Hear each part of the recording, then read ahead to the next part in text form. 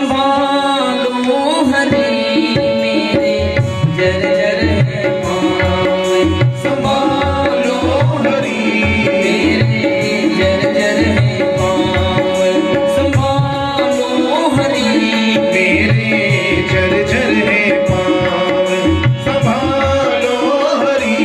अपने चरणों की छाँव में बिठा लो हरि, अपने चरणों की छाँव में बिठा लो हरि।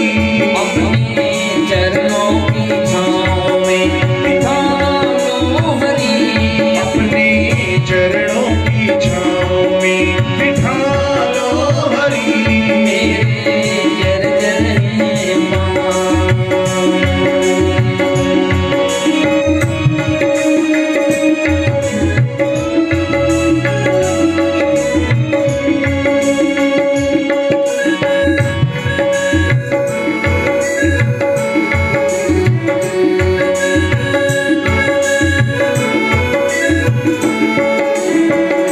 ये माया ममता की गलियों में अटका हुआ, माया ममता की गलियों में अटका हुआ। ये माया ममता की गलियों में अटका हुआ, माया ममता की गलियों में अटका हुआ। मैं हूँ कृष्ण के पिंजरे में लटका हुआ, मैं हूँ कृष्ण के पिंजरे में लटका हुआ। मैं हूँ कृष्ण के पिंजरे में लटका हुआ, मैं हूँ कृष्ण के पिंजरे में लटका हुआ। डाला बिछियों में पाँव, ओ डाला बिछियों में पाँव, निकालो हरि, दादा विषयों में पाव निकालो हरि।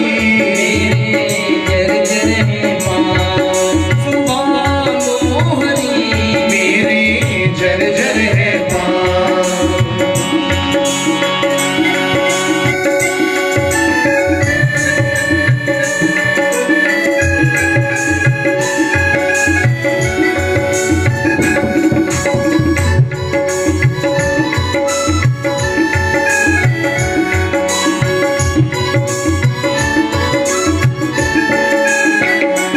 गहरी नदिया की लहरें दीवानी हुई, गहरी नदियों की लहरें दीवानी हुई। गहरी नदिया की लहरें दीवानी हुई, गहरी नदियों की लहरें दीवानी हुई। टूटे चप्पू पतवार पुरानी हुई, टूटे चप्पू पतवार पुरानी हुई। टूटे चप्पू पतवार पुरानी हुई, टूटे चप्पू पतवार पुरानी हुई। अब ये डूबेगी ना, अब ये डूबेगी ना, बचा लो हरि, अब ये डूबेगी नाव बचा लो हरि। मेरे जर्जर है पाँव, संभालो हरि, मेरे जर्जर है पाँव।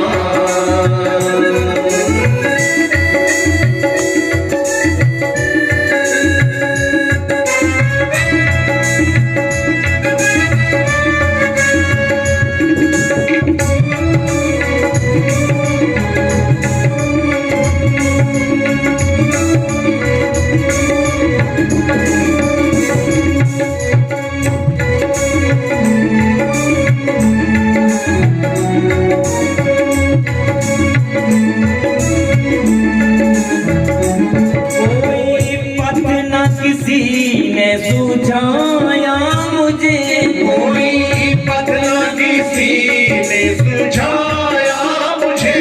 कोई पथ न किसी ने सुझाया मुझे, कोई पथ न किसी ने सुझाया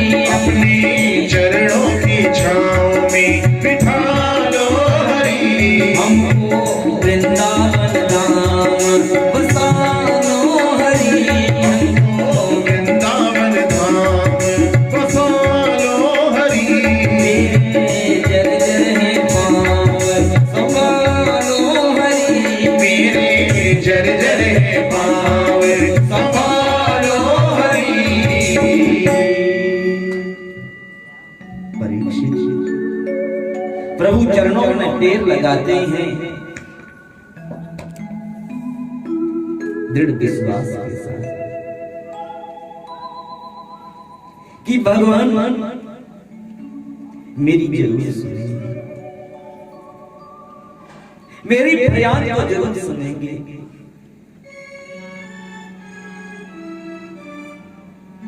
पितु मातु सहायक स्वामी सखा,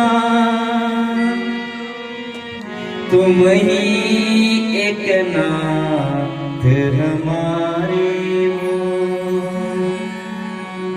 तुम ही एक नाथ हमारे हो। जिनके कछु और आधार नहीं, जिनके कछु और आधार नहीं, उनके तुम ही रखवारे हो, उनके तुम ही रखवारे हो। पितु मातु सहायक स्वामी सखा, तुम ही एक नाथ हमारे हो, तुम ही एक नाथ हमारे हो। मुझ में तुझ में बस भेद यही, मुझ में तुझ में बस भेद यही। मैं नर हूं तुम नारायण हो, मैं नर हूं तुम नारायण हो। मैं हूं संसार के हाथों में, मैं हूं संसार के हाथों में, संसार तुम्हारे हाथों में, ये संसार तुम्हारे हाथों में। पितु मातु सहायक स्वामी सखा, तुम ही एक नाथ हमारे हो, तुम ही एक नाथ हमारे हो। सूत जी शौनक आदि ऋषियों से कहते, ऋषि जब महाराज परीक्षित ने दृढ़ विश्वास के साथ, पूर्ण निष्ठा के साथ भगवान के चरणों में टेर लगाई, तो भगवान ने परीक्षित की फरियाद सुना, परीक्षित की फरियाद को सुना और परीक्षित का कल्याण करने के लिए परीक्षित के पास आए, पधारे। किस रूप में? एक सद्गुरु के, एक सद्गुरु के रूप में परीक्षित के जीवन में पधारे। सुखदेव जी महाराज जी के स्वरूप में आकर उस सभा में सुखदेव जी महाराज जी का आगमन। बोलिए सुखदेव जी महाराज की जय। उस सभा में सुखदेव जी का आगमन हुआ उस गंगा के तट पर। क्या देखा सुखदेव जी ने जब वो वहां पहुंचे? बहुत से ऋषि मुनि संत महात्मा इकट्ठे हुए हैं। सोचा शायद कोई ऋषि समागम चल रहा है, कोई ऋषि सम्मेलन चल रहा हो। बैठने के लिए कोई स्थान नहीं दिखा। एक वो रिक्त आसन दिखा जो परीक्षित ने अपने प्रश्न का उत्तर जानने के लिए ले गया। जाकर के उस आसन पर बैठ गए और सुखदेव जी को जब उस आसन पर बैठे देखा, परीक्षित ने, महाराज परीक्षित ने उठे, हाथ जोड़ करके कहने लगे, भगवान मुझे मालूम था भगवान मेरी जरूर सुनेंगे,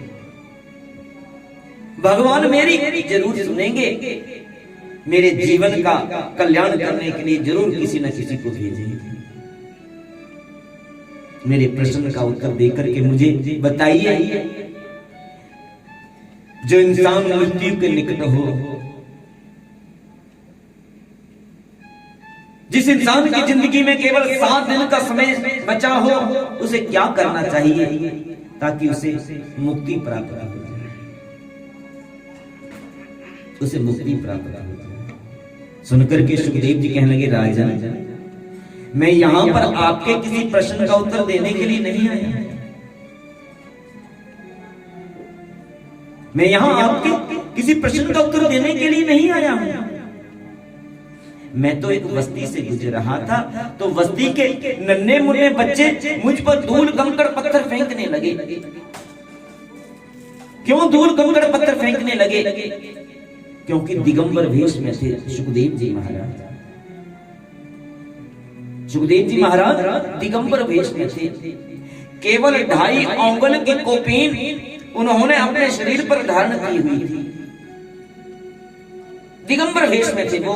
तो मुझे देख करके बस्ती के नन्हे मुन्ने बच्चे मुझ पर धूल कंकड़ पत्थर फेंकने लगे, यूं कहते हुए कि देखो देखो देखो देखो नागा बाबा आया है, नागा बाबा आया है। तो मैं तो उनसे पीछा छुड़ा करके गंगा की तरफ आया। यहाँ पहुंचा तो देखा बहुत से ऋषि मुनि संत महात्मा इकट्ठे हुए। सोचा शायद कोई ऋषि समागम चल रहा हो। कोई स्थान नहीं दिखा मुझे बैठने के लिए, ये रिक्त आसन दिखा। मुझे नहीं मालूम था ये आसन आपने अपने किसी प्रश्न का उत्तर जानने के लिए बिछाया। ऐसा सुखदेव जी ने कहा, परीक्षित ने सुना।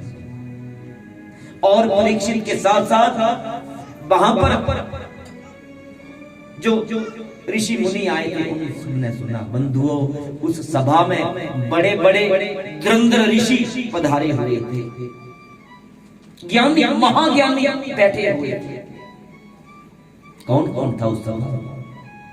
उस सभा में सुखदेव जी के पिता श्री वेद व्यास बैठे हुए थे, जिन्होंने भागवत की रचना निर्माण किया है। सुखदेव जी के पिता श्री वेद व्यास जी बैठे हुए थे। उस सभा में व्यास जी के पिता और सुखदेव जी के दादा, व्यास जी के पिता और सुखदेव जी के दादा कौन? पराशर जी, पराशर जी वो मौजूद थे। उस सभा में पराशर जी के पिता और व्यास जी के दादा और सुखदेव जी के परदादा कौन? शक्ति जी भी उपस्थित थे। पराशर के पिता, व्यास के दादा और सुखदेव के परदादा शक्ति जी मौजूद थे। उस सभा में शक्ति जी के पिता, पराशर जी के दादा और व्यास जी के परदादा और सुखदेव जी के क्या हुए? सुखदेव जी के क्या हुए?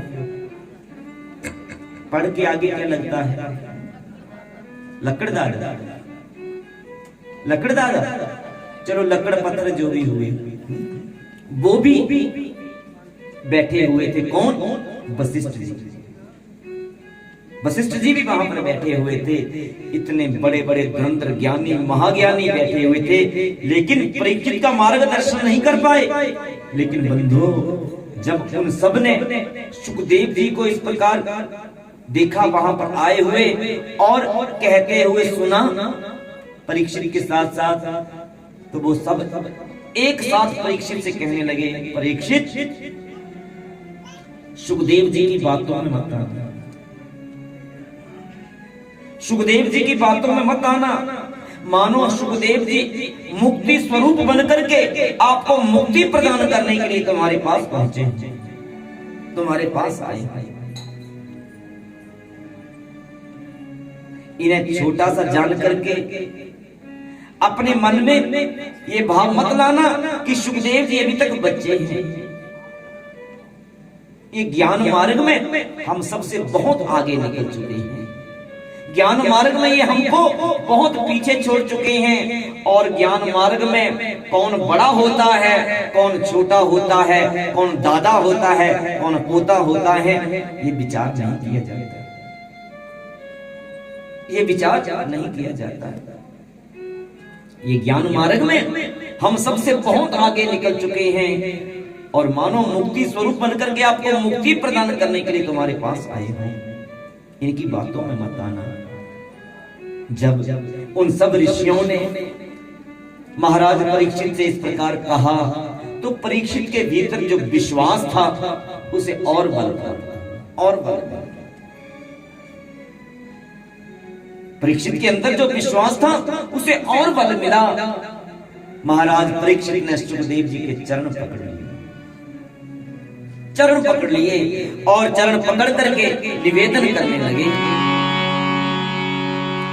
कि ऐ मेरे गुरुदेव करुणा सिंधु करुणा कीजिए। ऐ मेरे गुरुदेव करुणा सिंधु करुणा कीजिए।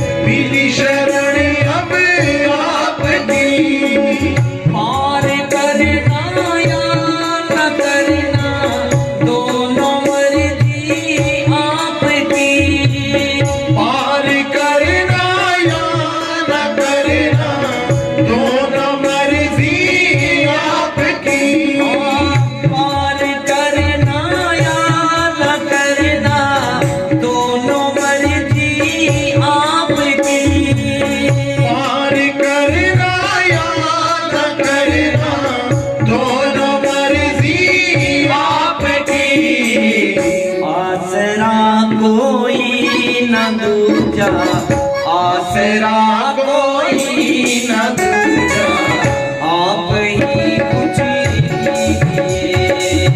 आसरा कोई न दूजा, आप ही कुछ कीजिए।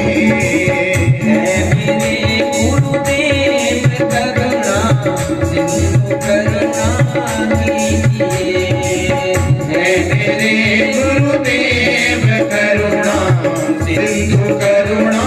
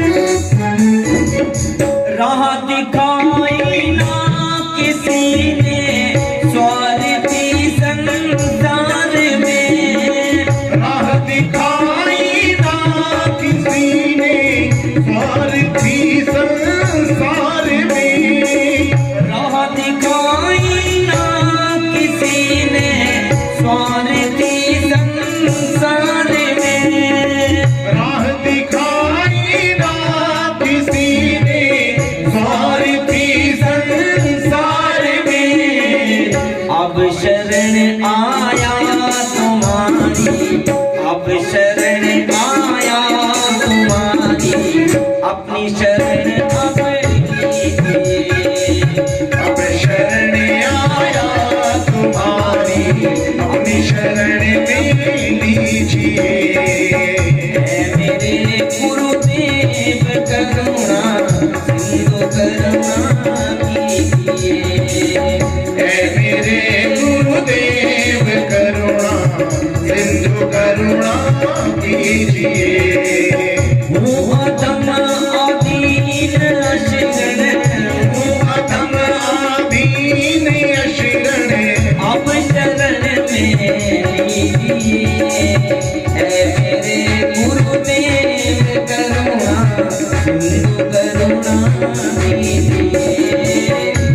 मेरे गुरुदेव करुणा सिंधु करुणा कीजिए। अब शरण आया तुम्हारी अपनी शरण अब लीजिए। अब शरण आया तुम्हारी अपनी शरण में लीजिए। अपनी शरण में लीजिए। अपनी शरण में लीजिए। जब महाराज परीक्षित ने सुखदेव जी महाराज जी के चरण पकड़ करके इस प्रकार निवेदन किया, सुखदेव जी महाराज मन ही मन विचार करने लगे, सोचने लगे कि हे सुखदेव, तुझे परीक्षित जैसी श्रद्धा वाला दूसरा नहीं मिलेगा। परीक्षित जैसी श्रद्धा वाला तुझे दूसरा नहीं मिलेगा, इस संसार में और नहीं मिलेगा।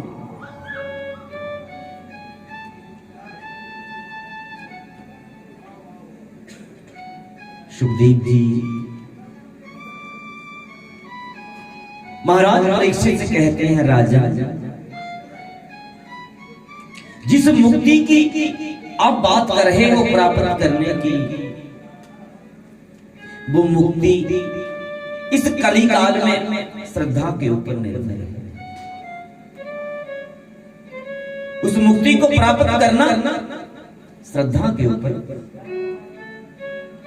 क्योंकि श्रद्धावान लभते ज्ञान, श्रद्धा वाले ही ज्ञान को प्राप्त करते हैं, और जो ज्ञान को प्राप्त करते हैं वही जानते हैं मुक्ति कैसे प्राप्त की जाती है।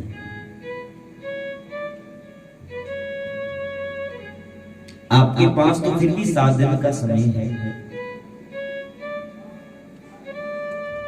आपके पास तो फिर भी 7 दिन का समय है। इस muक्ति को तो महाराज खटवांग ने 2 घड़ी में प्राप्त कर लिया था, जब उनको उनकी मृत्यु के बारे में मालूम चला। महाराज खटवांग ने तो केवल 2 घड़ी में मुक्ति को प्राप्त कर लिया था, आपके पास तो फिर भी 7 दिन का समय है।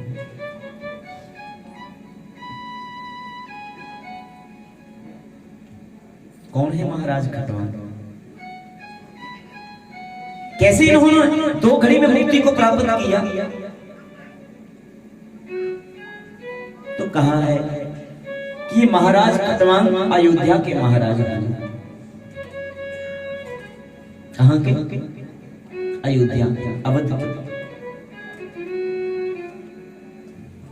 जिस कुल में फिर आगे चल करके भगवान ने अवतार लिया श्री राम जी के रूप में महाराज दशरथ के।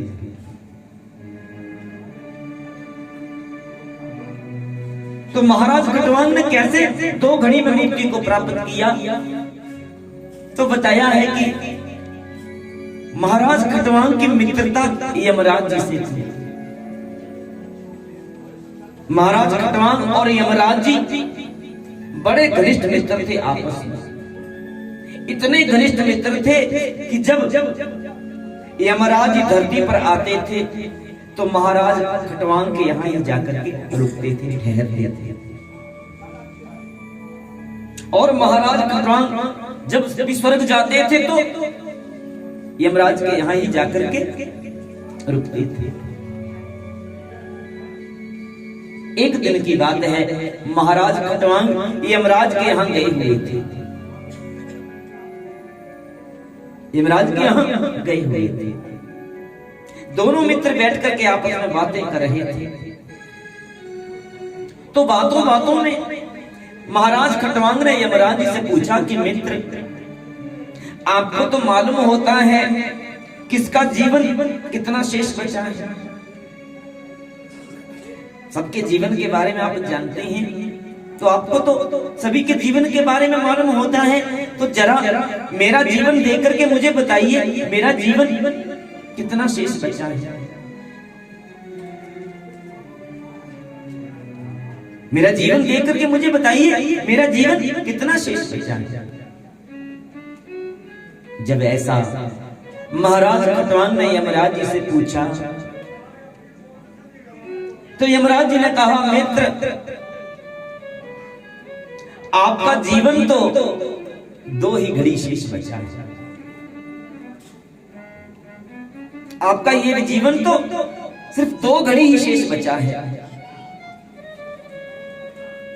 इतना सा सुन करके जान करके महाराज खटवांग उसी क्षण उठे और यमराज के वहां से अवध के लिए प्रस्थान किया।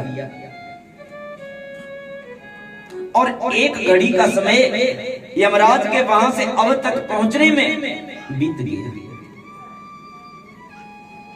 और शेष बची 1 घड़ी में क्या किया? महाराज खटवांग ने समाधि लगाई।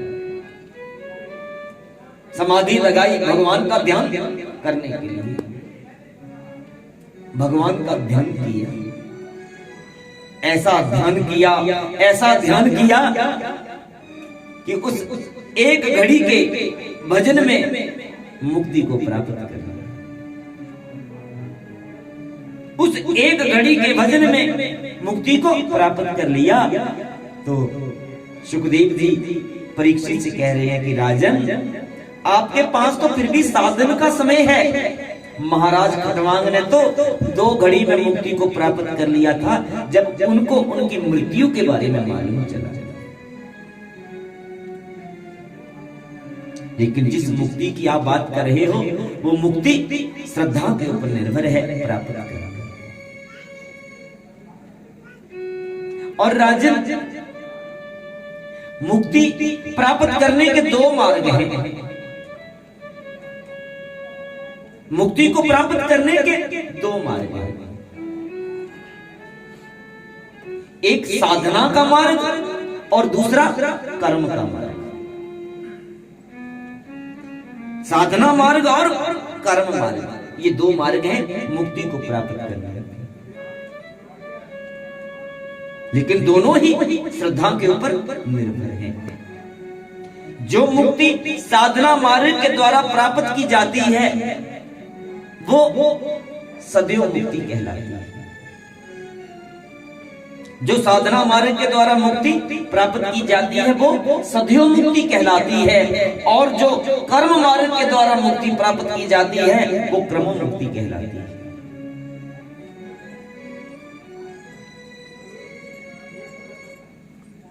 लेकिन राजा, सबको मुक्ति एक जैसी नहीं मिलती। सबको मुक्ति एक जैसी नहीं मिलती। मुक्ति भी पात्रता के ऊपर निर्भर करती है। कौन किस मुक्ति की पात्रता रखता है, योग्यता रखता है।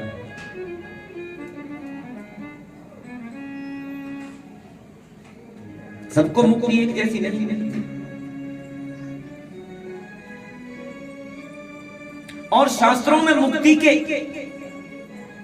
5 प्रकार बताए गए। शास्त्रों में मुक्ति के 5 प्रकार बताए गए। हमने कथा के प्रारंभ में भी आपको बताया था कि ये भागवत जीव को मुक्ति प्रदान करती है, लेकिन मुक्ति सबको एक जैसी नहीं मिलती। जीव के बारे में तो आपने जान लिया है, सुन लिया है। आइए मुक्ति के बारे में थोड़ा चर्चा कर लेते हैं। हमने कहा था कल करेंगे चर्चा इस विषय पर, लेकिन अब प्रसंग आया है तो आज का काम कल क्यों छोड़े। कल का क्या पता, कल का नाम काल है। मुक्ति के लिए शास्त्रों में 5 प्रकार बताए गए। सालोक्य मुक्ति, सामीप्य मुक्ति, सारूप्य मुक्ति, शास्त्रीय मुक्ति और सायुज्य मुक्ति। सालोक्य, सामीप्य, सारूप्य, शास्त्रीय और सायुज्य। इन पांचों में सायुज्य जो है वो सर्वश्रेष्ठ है, सर्वोत्तम है।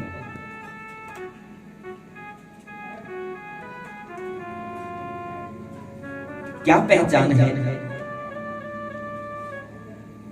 सालोक्य, समीप्य, सारूप्य, शास्त्रीय, सायुज्य में क्या पहचान, क्या अंतर है? सालोक्य मुक्ति वो कहलाई है, सालोक्य मुक्ति वो कहलाती है कि अगर मृत्यु के उपरांत हम अपने इष्ट के लोक को प्राप्त कर लेते हैं, मृत्यु के उपरांत हम अपने आराध्य के लोक को प्राप्त कर लेते हैं। इष्ट और आराध्य के बारे में तो आप समझते हैं ना, जिनको हमने अपना भगवान माना है और भगवान मान करके जिनका हमने भजन किया है, पूजा पाठ की है, भक्ति की है। तो अगर मृत्यु के उपरांत हम अपने इष्ट के लोक को प्राप्त कर लेते हैं तो हमने सालोक्य मुक्ति को प्राप्त किया है। दूसरी सामीप्य मुक्ति। सामीप्य मुक्ति वो कहलाती है कि मृत्यु के उपरांत अगर हमको अपने इष्ट के आसपास रहने का सौभाग्य प्राप्त हो जाता है, मानो मृत्यु के उपरांत हम भगवान के पार्षद बन गए, भगवान के परिकर बन गए, सेवक बन गए, तो हमें भगवान के आसपास रहने का सौभाग्य प्राप्त होगा ना। तो हमने सामीप्य मुक्ति को प्राप्त किया है। सारूप्य मुक्ति वो कहलाती है कि मृत्यु के उपरांत अगर कोई अपने इष्ट के स्वरूप को प्राप्त कर लेता है तो उसने सारूप्य मुक्ति को प्राप्त किया।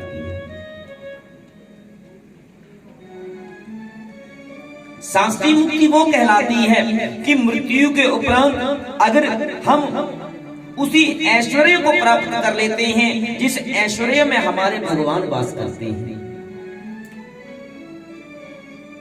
जिस ऐश्वर्य में, जिन सुख सुविधाओं में, जिस वैभव में हमारे भगवान वास करते हैं, अगर मृत्यु के उपरांत हम उसी ऐश्वर्य को प्राप्त कर लेते हैं तो हमने शास्त्रीय मुक्ति को प्राप्त किया।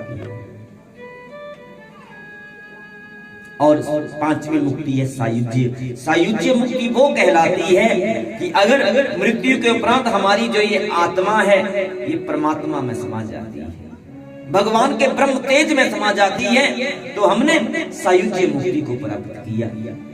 और जो आत्मा परमात्मा में समा जाती है, भगवान के ब्रह्म तेज में समा जाती है, उसको फिर धरती पर जन्म लेने के लिए नहीं आना पड़ता, उसका दोबारा जन्म नहीं होता, वो जन्म मृत्यु के बंधन से मुक्त हो जाती है, वो 84 लाख योनियों के भ्रमण से मुक्त हो जाती है। और सही में यही श्रेष्ठ मुक्ति कहलाती है, क्योंकि ये आत्मा पुनरपि जन्म पुनरपि मरणम पुनरपि जननी जठरे शयनम, इस क्रम से मुक्त हो जाती है। शेष 4 में सालोक्य, समीप्य, सारूप्य, शास्त्रीय में क्या होगा? जब तक आपके पुण्यों का खाता चल रहा है तब तक आपको वो सुविधा प्राप्त होगी, और जब आपके पुण्य का खाता शून्य हो जाएगा तो फिर आपको धरती पर किसी न किसी योनि में जन्म लेने के लिए भेजा जाएगा, आना पड़ेगा।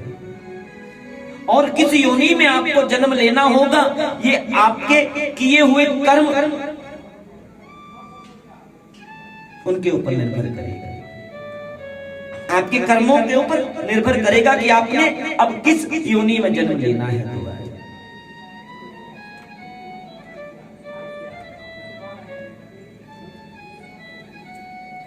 तो सुखदेव जी परीक्षित से कह रहे हैं, राजन सबको मुक्ति एक जैसी नहीं मिलती, मुक्ति के भी अलग अलग प्रकार है, मुक्ति भी पात्रता के ऊपर निर्भर करती है, कौन सा जीव किस मुक्ति की योग्यता रखता है, पात्रता रखता है।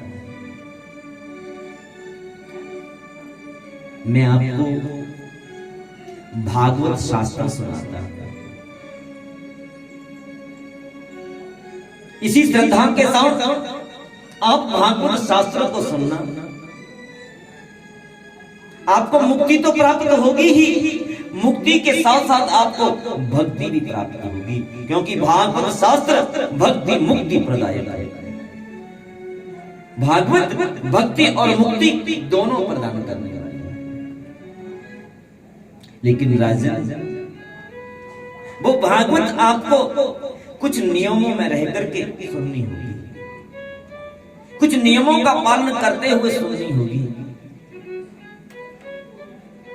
और सुखदेव जी ने परीक्षित को वो सब नियम बताए ताकि परीक्षित उन नियमों को अपनाए और भागवत उन्हें पूर्ण फल प्रदान करे, ताकि भागवत महाराज परीक्षित को पूर्ण फल प्रदान करे। वो सब नियम बताए। अब नियमों को तो आज कौन अपनाता है? कि अपनाता है कोई? कोई नहीं अपनाता।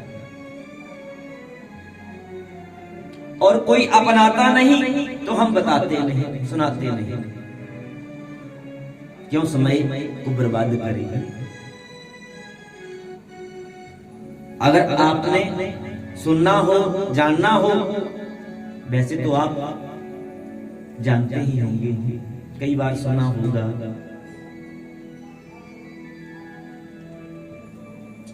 सुनोगे कि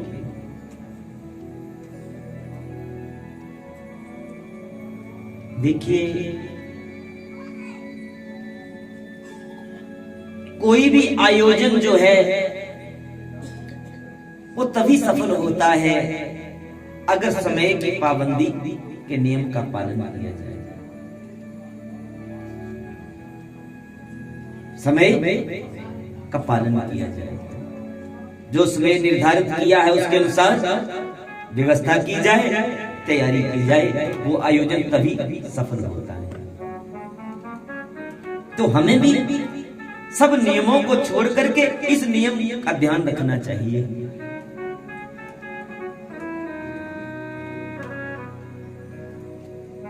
मैंने आपको पहले ही बताया था कि भागवत तो एक अमृत का सागर है, और हम अपने भीतर जितनी पात्रता लेकर के भागवत की शरण में आएंगे उसके अनुसार ही भागवत हमें फल प्रदान करेगा, उसी के अनुसार हमें फल प्राप्त होगा। तो नियमों का पालन करना अच्छी बात है, करना चाहिए अपने लिए ही। लेकिन गृह कार्य नाना जंजाला, गृहस्थी है सभी और घर के कार्य भी देखने पड़ते हैं, तो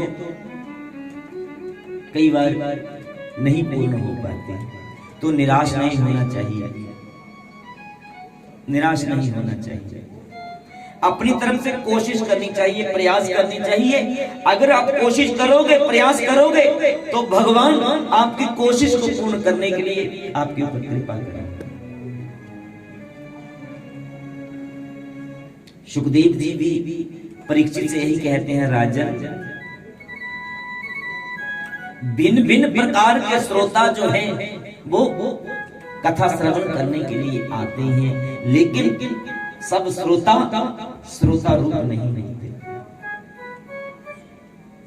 सब श्रोता रूप नहीं होते, एक रूप नहीं होते।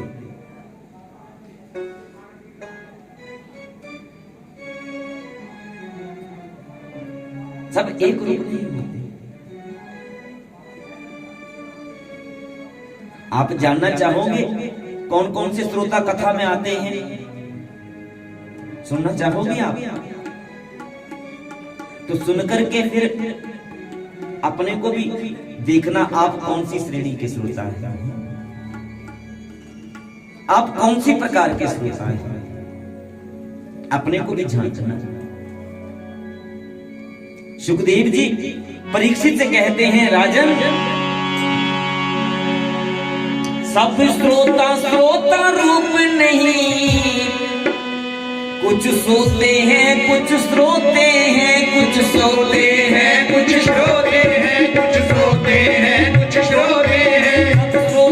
श्रोता रूप नहीं, कुछ सोते हैं कुछ श्रोते हैं, कुछ सोते हैं कुछ श्रोते हैं, कुछ सोते हैं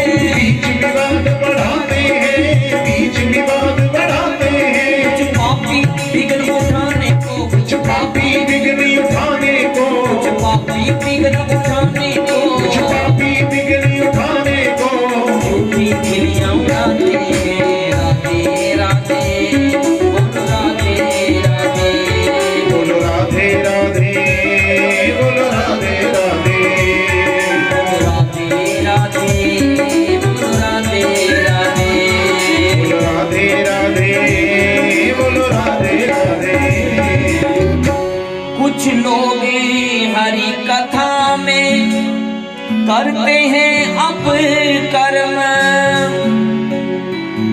कुछ लोग हरि कथा में करते हैं अप कर्म, वो स्वानों की मौत ही मरते हैं बेशर्म, वो स्वानों की मौत ही मरते हैं बेशर्म।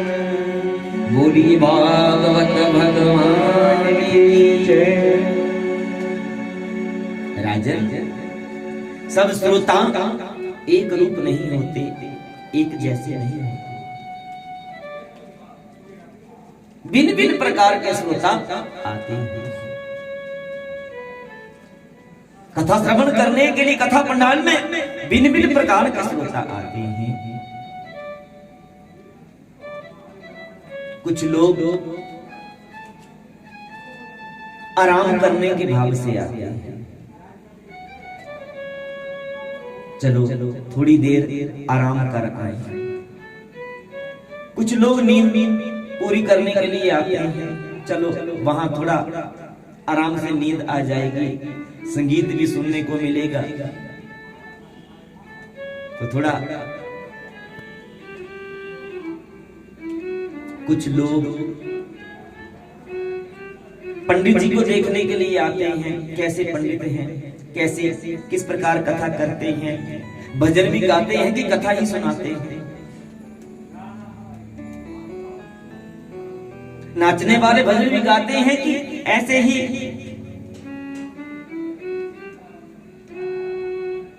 कुछ लोग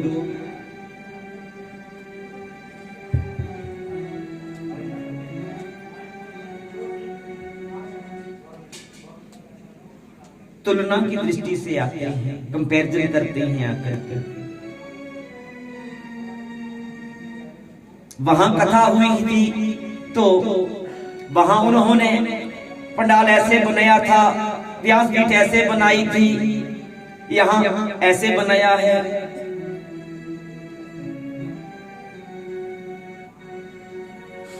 वहां कथा हुई थी तो हमने देखा था कि व्यास जी मोटे थे, यहाँ छोटे से हैं। कोई कुछ भाव लेकर के आता है, कोई कुछ भाव से आकर के सुनता है।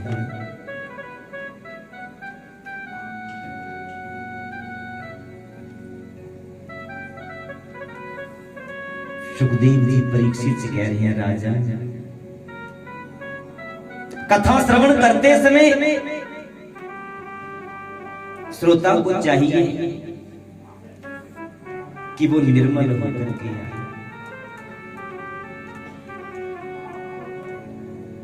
माया के बंधनों से मुक्त होकर के आए।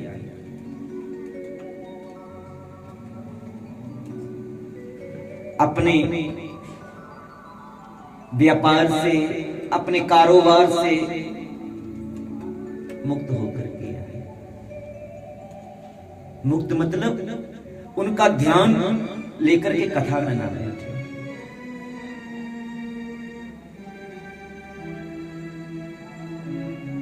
अपनी विद्या का, अपनी पदवी का अभिमान लेकर के कथा में ना बैठे।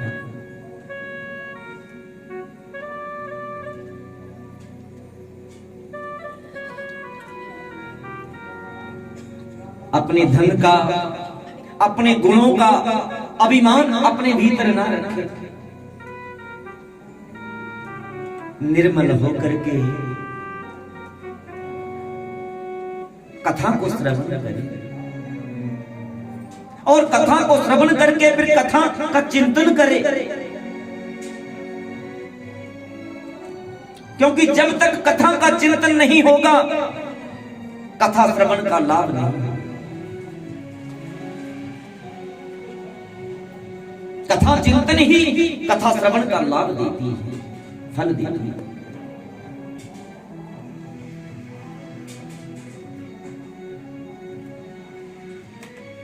बंधुओं, भगवान की कथा ने तो उनके मन के भाव बदल दिए। जिन्होंने इस जीवन को नष्ट करने का संकल्प ले लिया था। इस जीवन को समाप्त करने का दृढ़ संकल्प ले लिया था। भगवान की कथा ने तो उनके मन के भाव को बदल दिया। और ये कोई पौराणिक घटना नहीं है, पौराणिक कथा नहीं है, इसी कलिकाल की घटना है ये, और ये सत्य घटना है, सत्य घटना है ये, इसी कलिकाल की है। आज से कुछ वर्ष पहले की है। गुजरात प्रदेश का एक व्यापारी, जिसे व्यापार में इतना घाटा पड़ा, इतना घाटा पड़ा कि वो कर्जदार हो गया, ऋणी। बंधुओं, वक्त बदलते देर नहीं लगती, समय बदलते देर नहीं लगती, समय बड़ा बलवान है। कर्जे में डूब गया वो व्यापारी। प्रतिष्ठित व्यक्ति था। जब लोग अपना अपना धन वसूलने के लिए उसके पास आने लगे, वो असमर्थ होने के कारण, ना दे पाने की स्थिति में हुआ, तो उसे लोग खरी खोटी सुनाने लगे, जिल्लत देने लगे।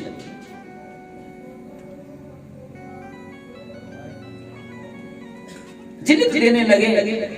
एक दिन वो निराश हो गया, सोचा इस जिल्लत भरी जिंदगी से तो अच्छा है मर जाए। इस जिल्लत भरी जिंदगी से तो अच्छा है कि मर जाए। और आज इतना हताश हुआ वो व्यक्ति, संकल्प ले लिया कि आज का जो सूर्य अस्त होगा, मैं कल का सूर्य उदय नहीं देखूंगा, कल का सूर्य उदय नहीं देखूंगा। आज रात्रि को मैं आत्महत्या करके अपना जीवन समाप्त कर दूंगा।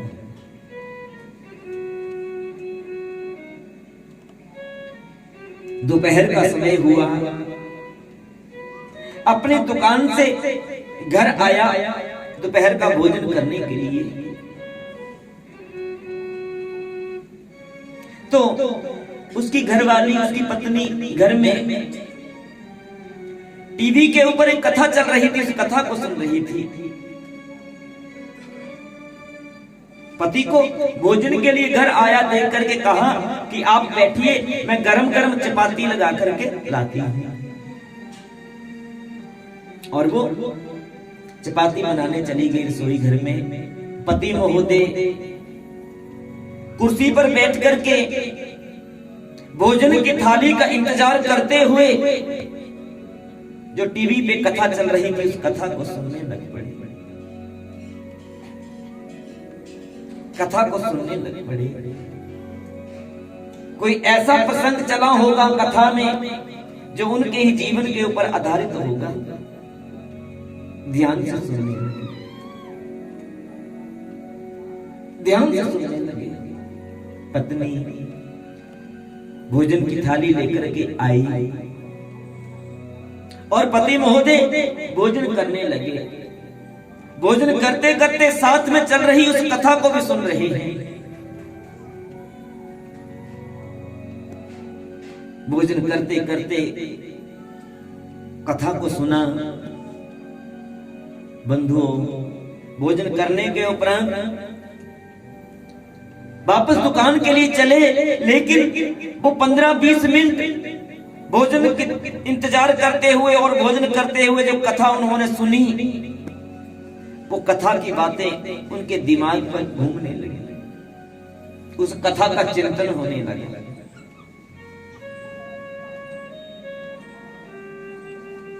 चिंतन करने लगे।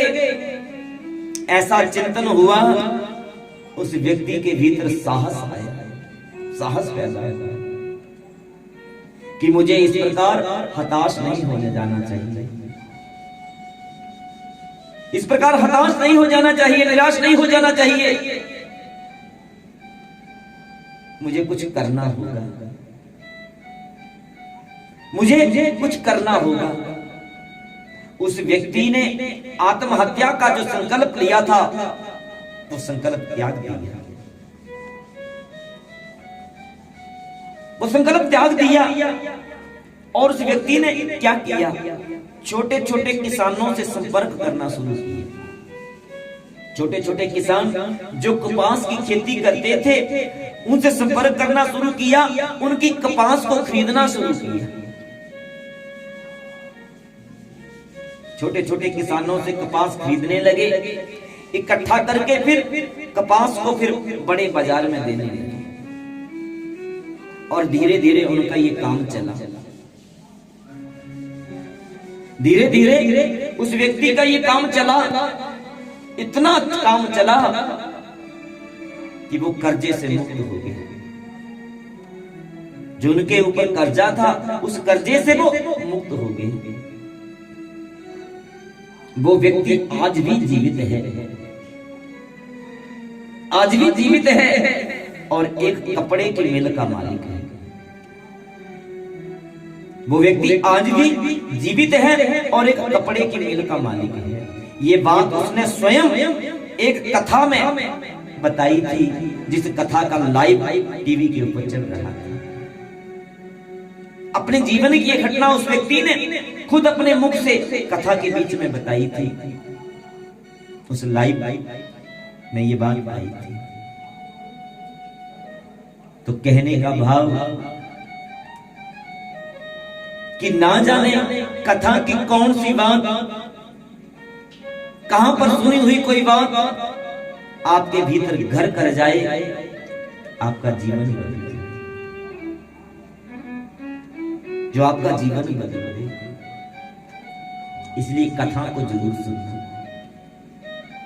जितना समय मिले उतना सुनना। सदा सेव्या श्रीमद् भागवती कथा। प्रभु की कथा को, भगवान की कथा को जरूर सुनना, चाहे नियमों में रह करके सुनना या बिना नियमों के सुनना। नियमों में रह करके सुनेंगे उसका अपना फल मिलेगा, बिना नियमों के सुनेंगे उसका अपना फल मिलेगा। लेकिन श्रद्धा के साथ सुनोगे, विश्वास के साथ सुनोगे, प्रेम के साथ सुनोगे तो फल जरूर मिलेगा।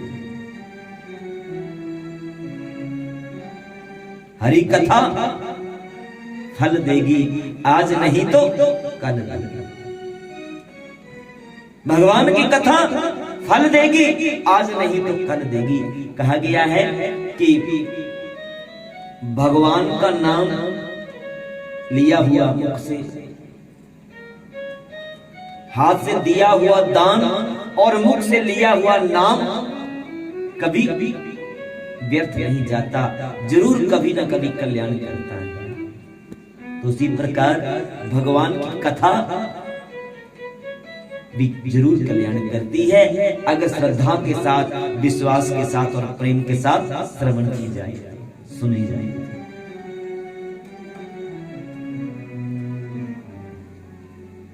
राजन, भागवत को, कथा को एक आसन में रह करके सुनना, एक आसन होकर के सुनना, एकाहारी रह करके सुनना। एक बार भोजन करें, कब? कथा के बाद। कथा से पहले थोड़ा फलाहार लें, ताकि इस शरीर को उतनी खुराक प्राप्त हो सके जितनी इसे जरूरत है, आवश्यकता है स्वस्थ रहने के लिए। क्यों एकाहारी रहने के लिए कहा है? क्योंकि भोजन के उपरांत क्या होता है? आलस आता है। भोजन करने के उपरांत आलस आता है, नींद आती है। इसलिए कहा है कि भोजन कथा के बाद करें, ब्रह्मचर्य का पालन करें, तामसी पदार्थों का त्याग करें, बड़े शांत और निर्मल होकर के कथा को श्रवण करें। जो जो नियम परीक्षित को सुखदेव जी महाराज जी ने बताए, सुखदेव जी महाराज जी के बताए हुए नियमों का पालन करते हुए परीक्षित उन नियमों का पालन करने लगे और सुखदेव जी महाराज जी के श्रीमुख से भागवत श्रवण करने लगे। आइए हम भी अब सुखदेव जी महाराज जी की शरण में चले। महाराज परीक्षित के साथ साथ सुखदेव जी महाराज जी के श्रीमुख से कथा श्रवण करने के लिए योगींद्राय नमस्तस्मै शुकाय ब्रह्मरूपिणे योगींद्राय नमस्तस्मै शुकाय ब्रह्मरूपिणे संसार सर्वदशमयो विष्णुरातं ममोचन विष्णुरातं ममोचन। बोलिए सुखदेव जी महाराज की जय। सुखदेव जी ने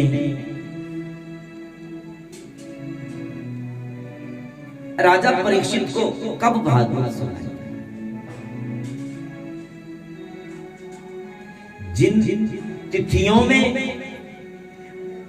महाराज परीक्षित ने सुखदेव जी के मुखारविंद से भागवत को सुना, वो तिथियां आज भी भागवत सप्ताह के नाम से जानी जाती हैं। वो तिथियां आज भी भागवत सप्ताह के नाम से जानी जाती हैं।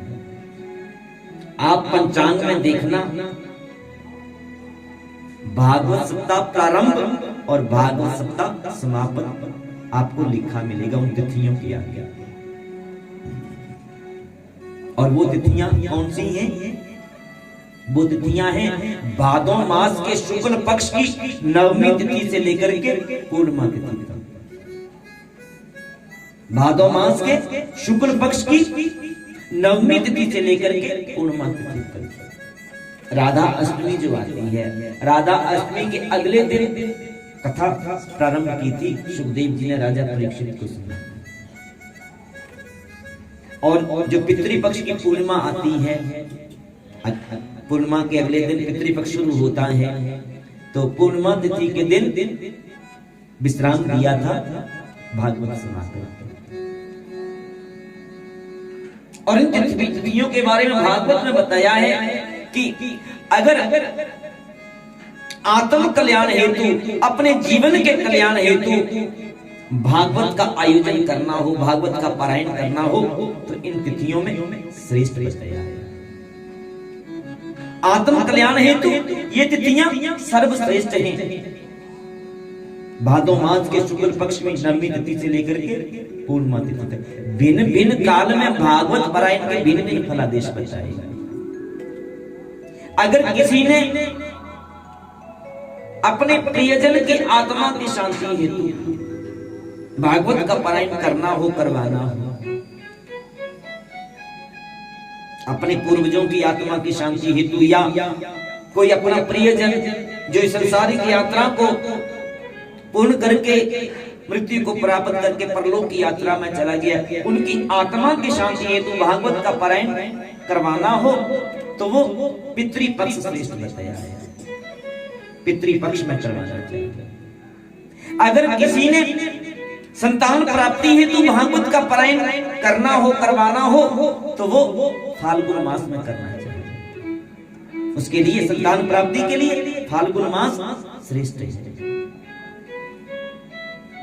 लेकिन भागवत का पारायण जब भी किया जाए, जब भी करवाया जाए, कल्याणकारी है, कल्याण करने वाला।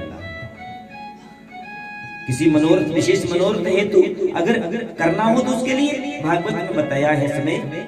लेकिन जब भी किया जाए, जितनी बार किया जाए, जहां भी किया जाए, भागवत का पारायण कल्याण करता है, कल्याण करता है।